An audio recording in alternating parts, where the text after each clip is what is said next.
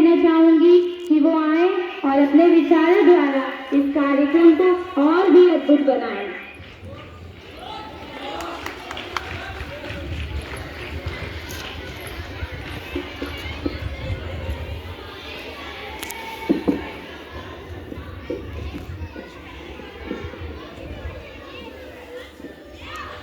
छिहत्तरवें गणतंत्र दिवस की आप सबको बहुत बहुत शुभकामनाएं। गणतंत्र दिवस जैसा कि अभी आपने नुक्कड़ नाटक, कविता सबके माध्यम से, भाषण यानी कि जो अखिलेश स्पीच दी उसके माध्यम से आप लोगों ने बहुत कुछ सुना, गणतंत्र दिवस के बारे में बहुत कुछ जाना। और हर साल गणतंत्र दिवस पे आप बहुत कुछ सुनते आ रहे हैं और बहुत कुछ जानते आ रहे हैं। ये सिर्फ एक दिन का त्यौहार आप लोगों के लिए हो जाता है, लेकिन आप लोग इसकी सुनी हुई बातों को या देखी हुई बातों को कभी भी अपने अंदर उतारने की कोशिश नहीं कर पाते हैं।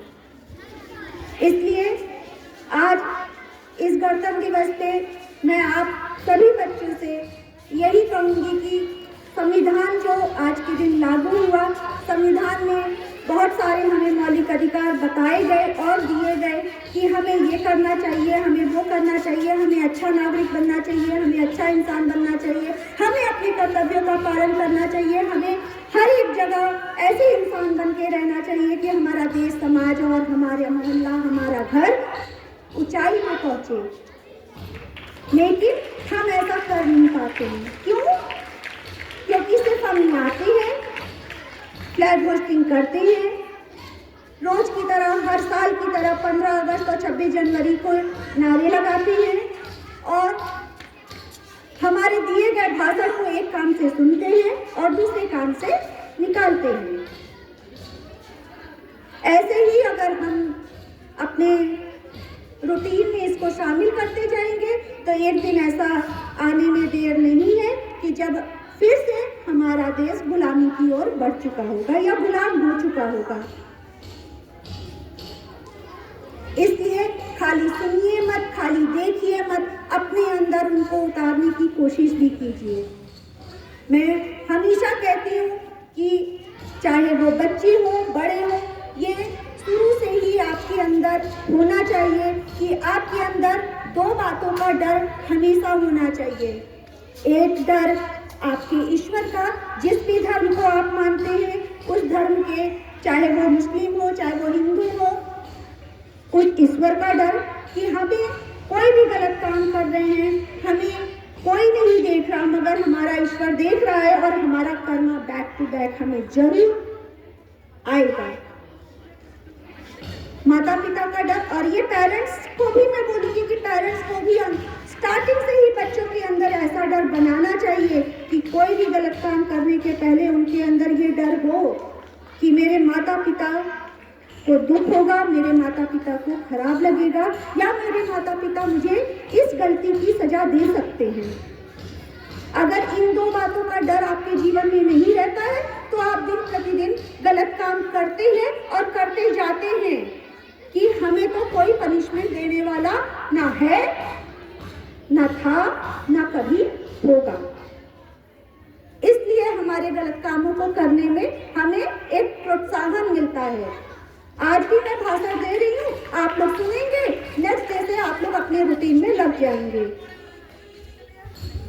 ऐसा करना, इसी एक उद्देश्य से बहुत कुछ कहना सुनना बंद हो जाता है। क्यों? क्योंकि बच्चे अपने अंदर इम्प्लीमेंट करते ही नहीं हैं। हर एक अच्छी चीज सीखने की कोशिश करिए, हर एक अच्छी बातों को समझने की कोशिश करिए, तभी आपका देश, आपका स्टेट, आपका शहर, आपका मोहल्ला और आपका घर उन्नति की तरफ बढ़ेगा। और मैं ये रिक्वेस्ट करूंगी या उम्मीद करूंगी कि शायद कभी ऐसा हो कि आप अपनी जिम्मेदारियों को समझें और हर गलत काम को करने के पहले 2 बार जरूर सोचें कि कोई देखे या ना देखे, मेरा ईश्वर जरूर देखेगा। ऐसे बच्चे मत बनिए बेटा कि जब आप रास्ते पे निकलो तो लोग ये कहें कि अरे अच्छा हुआ, ऐसे बच्चा तो नहीं होता तो अच्छा होता। आपको देख के लोग ये कहें कि ऐसे बच्चे के माँ बाप कितने भाग्यशाली हैं कि उनकी ये औलाद है, उनकी ये बेटे हैं, उनकी ये बेटी हैं। ऐसे कर्म करो बच्चों, ऐसे कर्म करो कि माँ बाप का सर हमेशा गर्व से ऊंचा रहे। माँ बाप का सर ऐसा मत करो कि हर किसी के आगे वो झुक के खड़े हो जाएं कि मेरे बच्चे ने ऐसे कर्म किए हैं, ऐसे काम किए हैं।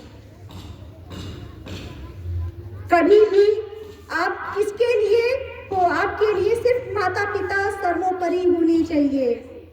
और जब आप अपने माता पिता के नहीं हो सके, आप अपने माता पिता को, अपने पेरेंट्स को प्राउड फील नहीं करा सके, तो फिर चाहे जैसे आप जिंदगी जिए, जैसे जानवर वैसे आप। हमें हमारी सोच, हमारे अच्छे कर्म हमें जानवरों से अलग करती है। इसलिए कभी भी ऐसे कामों को करने के पहले जरूर सोचना, किसी के बारे में नहीं, सिर्फ अपनी माँ के बारे में, सिर्फ अपने पिता के बारे में, कि वो प्राउड फील कर सके आपके ऊपर, दूसरे ये कह सके कि ऐसे माता पिता भाग्यशाली हैं कि उनकी ऐसी बच्चे हैं। बस इसी उम्मीद के साथ, इसी रिक्वेस्ट के साथ कि आप लोग 26 जनवरी रोज मनाएंगे और रोज अपनी जिम्मेदारियों को अच्छे से निभाएंगे। धन्यवाद।